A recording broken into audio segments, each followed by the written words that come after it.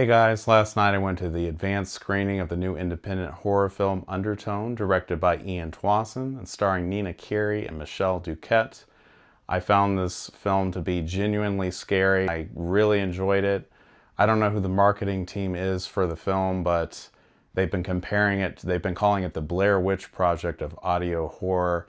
And I don't know, I'm kind of worried that maybe that's going to prevent people from going to see the movie based on what I've seen online. I mean, how many people in 2026 are actually, a fan of the Blair Witch Project?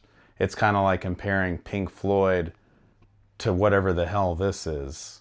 So the film follows Evie. She's a podcast host who has recently moved back home to take care of her terminally ill mother. Her co-host, Justin, who we never actually see on screen, both get this email from this untraceable account, and the email has 10 recordings in it. So they decide to start listening to the recordings over the course of a couple episodes of their podcast. And they discover that the recordings are from a married couple, and they're living in some sort of haunted house or something. You hear these really crazy sounds and voices. By the third act, you just feel almost overwhelmed with anxiety.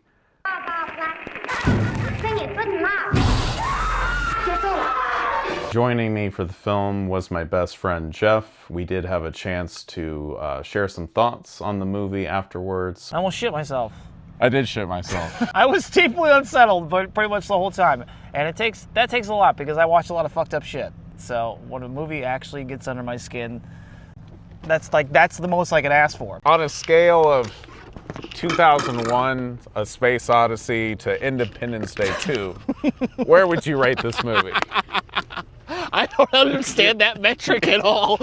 2001, A Space Odyssey, because you fucking really asshole. good sound design. My favorite movie. And then Independence Day 2, which is it's somewhere in the middle. Somewhere in the middle. Yeah. You definitely want to see it on the Dolby screen if you can. Yeah, and you definitely want to sit next to someone who has a big bucket of popcorn and a bag of candy and a drink that they're swishing around and digging around in their popcorn and making a bunch of noise. So much fucking sounds, and I am that asshole because I always get candy and all kinds of shit, so I'm always making noises, trying to get my candy open in that bag, just crinkling the fucking plastic endlessly.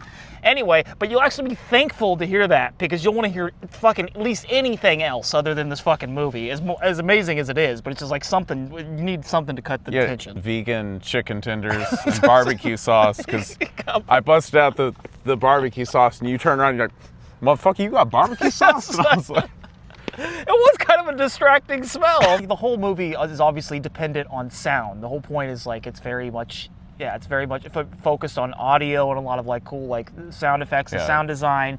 That's the whole point. That's why it's called Undertone. I know I'm going to be thinking about this movie for a while. Yeah, I thought it was perfect, and I thought that whoever the fuck she is, I mean, this is a pretty low budget movie. I think it cost $500,000 or something ridiculous like that, nothing at all. So I don't know, I don't think she's a notable actress. Maybe she is, but she was phenomenal. She did a really good job, and I loved that it was literally only two people. And yeah, the other person doesn't even talk. Whatever, spoiler. If it was like Emily Blunt, this would have been like a $200 million movie. It would have been at least $20 million. $20 million at least, Yeah, it's just but I could tell if it felt like a lot of the money probably came from just really great sound. They spent a lot of the good money on sound and visuals, and the camera work was great and everything. So it's you could tell what they spend money on, and I've heard that before. If you're going to make a low budget movie, at the very least get sound right. There was no moment where I could go to the bathroom, because I was like, man, something's going to happen, You don't want to watch it on streaming. You got to see it at the Dolby, man. I would do the Dolby route, because it's the best, I guess, the audio experience.